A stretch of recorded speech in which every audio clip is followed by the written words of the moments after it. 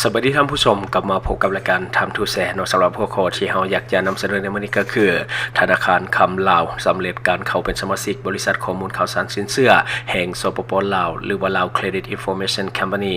อย่างเป็นทางการในวันที่23พฤษภาคมปี2025ที่ผ่านมาธนาคารคำลาวจำกัดได้มีการมอบรับใบอนุญาตเป็นสมาชิกบริษัทข้อมูลข่าวสารสินเชื่อแห่งสปป.ลาวอย่างเป็นทางการโดยท่านนางเพชรอัมพรคาโนเพชรรองผู้อำนวยการใหญ่บริษัทข้อมูลข่าวสารสินเชื่อแห่งสปป.ลาวการเข้าเป็นสมาชิกบริษัทข้อมูลข่าวสารสินเชื่อแห่งสปป.ลาวของธนาคารคำลาวแม่นสร้างความมั่นใจในการบริหารจัดการสินเชื่อโดยระบบมาตรฐานสร้างความเชื่อมั่นให้กับสังคมในการบริหารคำของธนาคารคำลาวอย่างมืออาชีพในใส่การป้องกันและการลดผ่อนความเสี่ยงด้านสินเชื่อเพื่อส่งเสริมการเข้าถึงแหล่งทุนของบุคคลและวิสาหกิจบริษัทข้อมูลข่าวสารสินเชื่อแห่งสปป.ลาวดำเนินธุรกิจตามขอบเขตของสิทธิที่กำหนดไว้ในการสนองข้อมูลข่าวสารสินเชื่อสร้างผลิตภัณฑ์ที่มีคุณภาพมาตรฐานสากลมีความทันสมัยหาประกันความปลอดภัยด้านข้อมูลก้าวไปสู่การเชื่อมโยงกับภาคพื้นและสากลในอนาคตประกอบส่วนเข้าในการกำหนดนโยบายเงินตราของภาครัฐและเนใส่รักษาเสถียรภาพทางด้านการเงินตราสร้างเงื่อนไขในการอำนวยความสะดวกให้สมาชิกสามารถเข้าถึงแหล่งข้อมูลและการนำใช้ข้อมูลเข้าในการวิเคราะห์ความเสี่ยงด้านสินเชื่อก่อนการอนุมัติเงินกู้การทบทวนลูกค้าปรับโครงสร้างหนี้และก็แจ้งเตือนเงินกู้ที่ว่ามีความเสี่ยงกำหนดสร้างผลิตภัณฑ์และการตลาดที่ส่งเสริมเข้าถึงแหล่งทุนของวิสาหกิจขนาดน้อยและขนาดกลา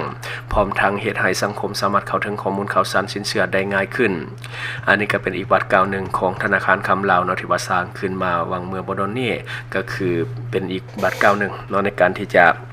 เหตุให้เกิดสภาพคล่องในการดำเนินธุรกิจและก็สร้างความน่าเชื่อถือให้กับธนาคารคำขึ้นไปอีกหนึ่งขั้นนอกจากว่าธนาคารคำที่เรามีในปัจจุบันก็คือเป็นธนาคารคำแห่งทำอิฐในภูมิภาคอาเซียนนอกจากว่าเป็นความภาคภูมิใจของคนลาวทั่วประเทศที่ว่าเราได้สร้างตัวนี้ขึ้นมาก่อนหมู่นั่นแหละก็จะเป็นตัวจุดใจกลางในเรื่องของตลาดคำและการซื้อขายคำในภูมิภาคก็คือสากลนอกจากว่าเมื่อก่อนนี้เราเองได้นำเสนอไปแล้วข้อมูลเกี่ยวกับธนาคารคำที่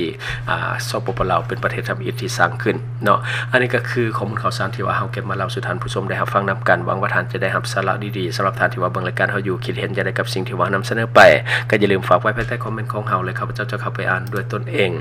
งและก็ขอ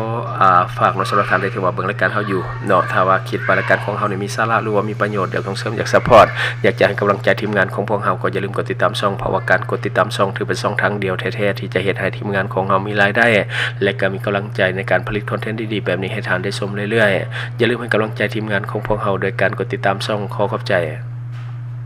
จดีพลัสผลิตภัณฑ์ปกป้องตับจากฤทธิ์แอลกอฮอล์และก็เชื้อโรคต่างๆที่มาจากอาหารดิบที่ว่าเรากินในชีวิตประจำวันซึ่งว่าตัวนี้มีการปรับสูตรให้มีความเข้มข้นกว่าปกติกว่าสินค้าที่มี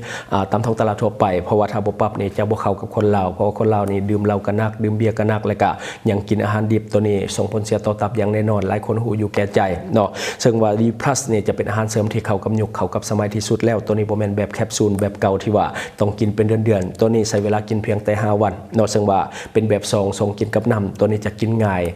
ยมีกลิ่นหอมมีรสชาติดีเนาะและก็คล้ายๆกับน้ำมักไหม้เนาะและที่สำคัญก็คือปลอดภัยเพราะว่าสินค้าของเรามีทั้งอย.และก็ได้มาตรฐานอื่นๆที่จำเป็นในเรื่องของการผลิตฉะนั้นรับประกันเรื่องของความปลอดภัยและที่สำคัญกว่านั้นเหมาะกับสายดื่มคนที่ว่ามักดื่มนักๆบ่เลือกวันบ่เลือกเวลาและก็กินสอดแจ้งแน่นอนท่านจะรู้สึกทันทีหลังจากที่กินต่อเนื่องเนาะก็คือรู้สึกอ่อนเพลียอันนี้ก็คือสิ่งที่ว่ามันเกิดขึ้นกับตับก็คือตับเฮ็ดเวียกหนักส่งผลให้ท่านอยากนอนง่วงอยู่ตลอดไปเฮ็ดเวียกก็บ่ได้แล้วก็มีอาการเมาข้างแต่ถ้าทานกินตัวนี้ใส่ก่อน15นาทีแล้วก็ดื่มปกตินอนนี่จะเฮ็ดให้ทานรู้สึกสดชื่นหลังจากที่ดื่มดีแท้ก็คือก่อนที่จะดื่มกินตัวนี้ใส่เนาะก็คือ15นาทีแล้วก็กินเหล้ากินเบียร์ได้ปกติก่อนที่เฮาจะนอนหรือว่าเลิกงานสังสรรค์แล้วเฮาก็กินใส่อีกซองนึงตื่นเช้ามาก็จะรู้สึกสดชื่นเนาะกระปรี้กระเป๋าตัวนี้จะช่วยแก้อาการเมาค้างได้ดีสำหรับทานได้ที่ว่าดื่มหนักๆเนาะแล้วก็ทานที่ว่าจะกินอาหารดิบก็ตัวนี้ก็ช่วยได้เช่นเดียวกันเนาะกินตัวนี้ก่อน15นาทีหลังจากนั้นกินอาหารได้ปกติตัวนี้จะไปกระตุ้นการเฮ็ดเวียกของตับให้ดีขึ้นไปหับมือเรื่องของฤทธิ์แอลกอฮอล์ไปต่อต้านเชื้อพยาธิต่างๆที่จะเข้าไปในตับของเฮาเนาะฉะนั้นทานได้ที่ว่ามีแผนที่จะกินนักๆในปีใหม่นี้ก็อย่าลืมเอิ้นหาดีพลัสของพวกเฮาเพราะว่าตัวนี้